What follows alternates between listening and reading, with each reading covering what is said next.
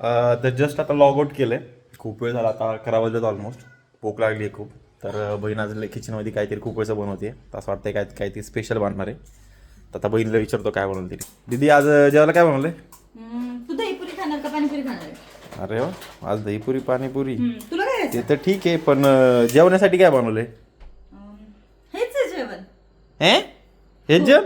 अरे 11 वाजता पाणीपुरी कोण खात? अरे जेवण नाही का ते? अरे बट खाऊ शकतो ना, तुझं पोट भरणार आहे आणि अरे असं पोट नाही भरत. भाकर लागती, भाकर चपाती डाळ भात. मला ना खूप कंटाळा आलता स्वयंपाक बनवायचा आणि खूप क्रेविंग होत होती पाणीपुरी खायची. तू नव्हता घरी, मग मी घरी बनवलं. आता दुसरं नाही बनवलं मी काही, तुला हेच खावं लागणार आहे.